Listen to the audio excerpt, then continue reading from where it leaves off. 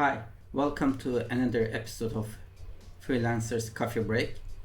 On this episode, I'll talk on a short subject.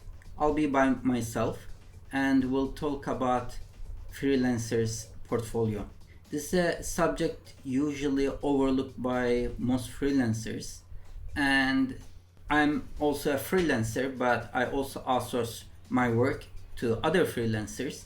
And when I post jobs on Upwork and on other mediums, I get all these different feedbacks or their portfolio and how they present it.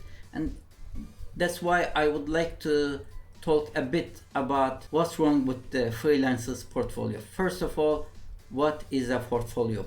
Portfolio is not something that you put and forget.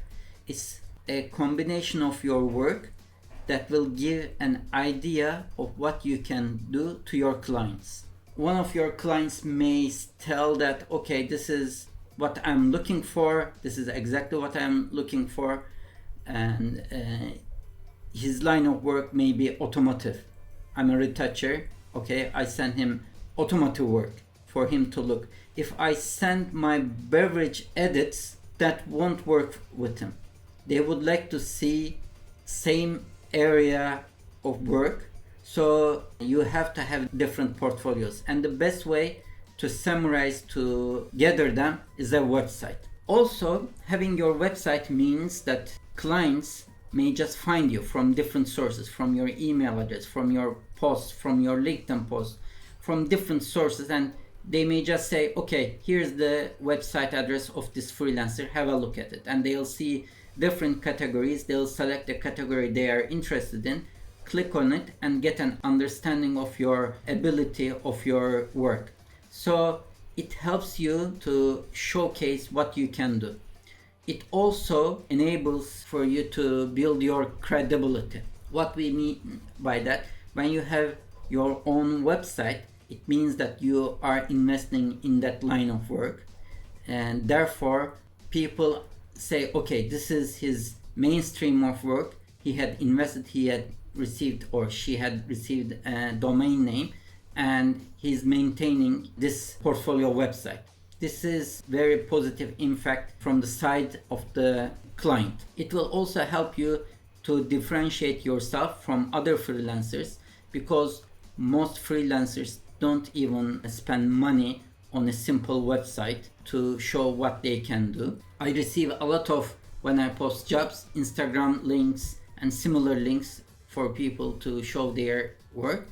Instagram is not the place. It's a low resolution site, and okay, if you are maybe a photographer, it may be enough to show a general overview, but it's not good enough for a professional presentation.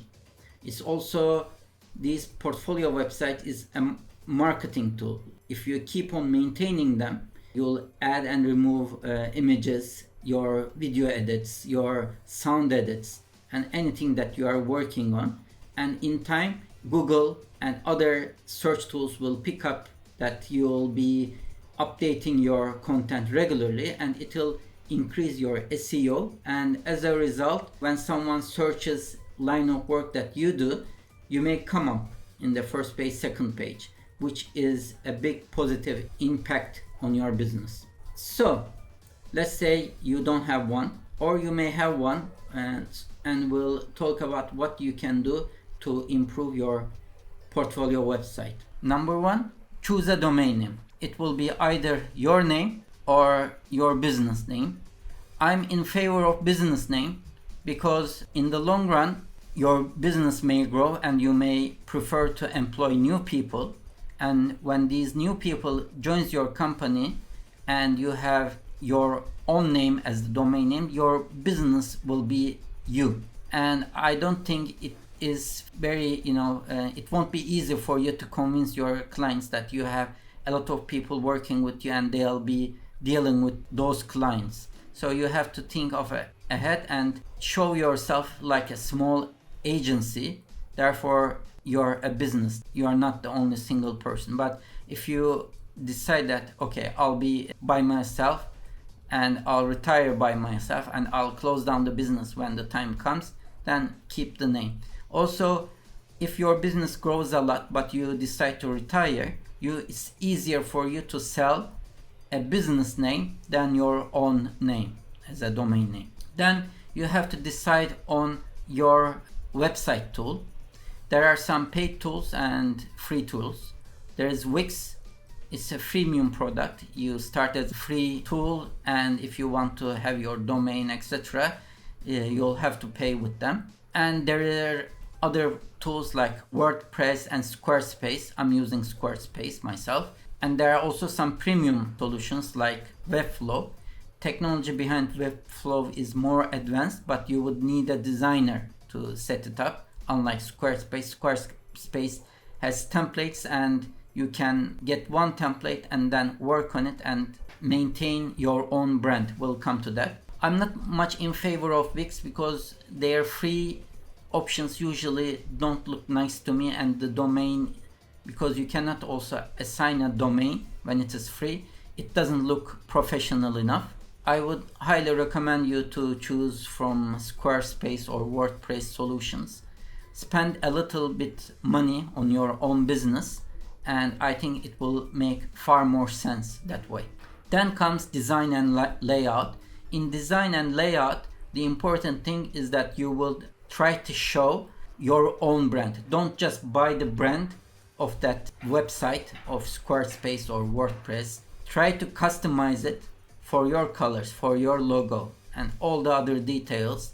Change things, change the margins and all other details. Make it look like your own. If you use a template, there is a very high chance that the client will see the same look at some other website, and it won't look original to them.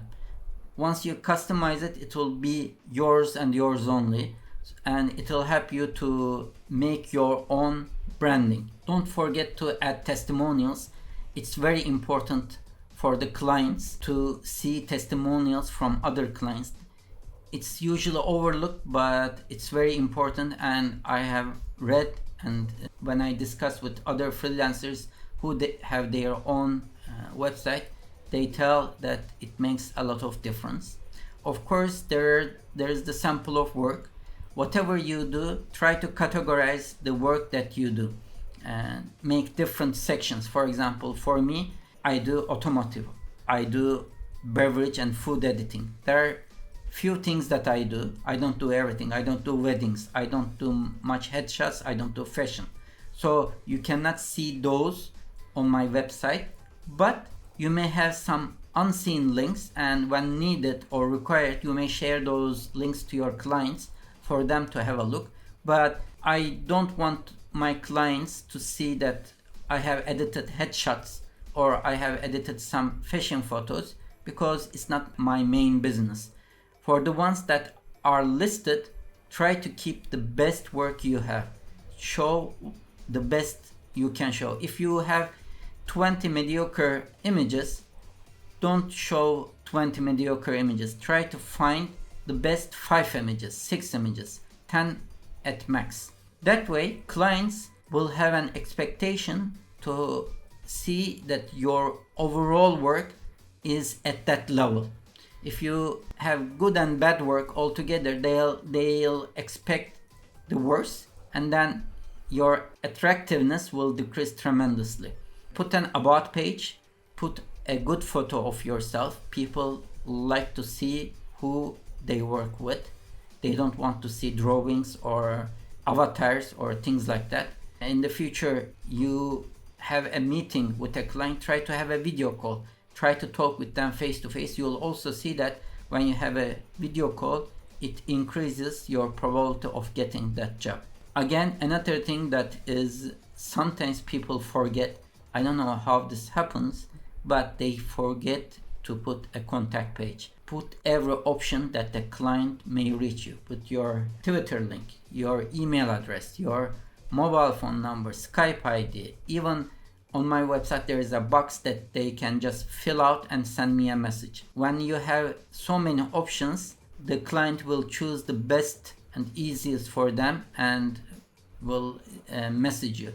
Yes, sometimes I receive spam WhatsApp messages or calls from different countries, but I got used to it. I prefer to get active possible client than get all those spam messages from others. I quickly omit them, especially they usually contact me from WhatsApp trying to sell me a solution. I just block them and continue my way, and it's not that much.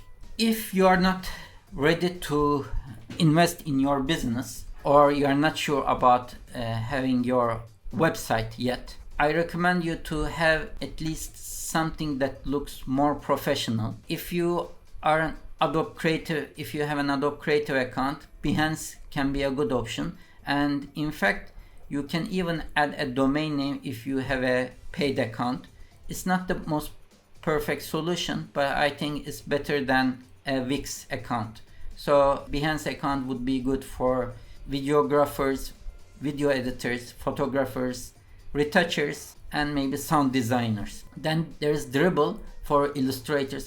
For Behance, you can also use it for illustration and graphic design work, package design work. I see a lot of work like that on Behance.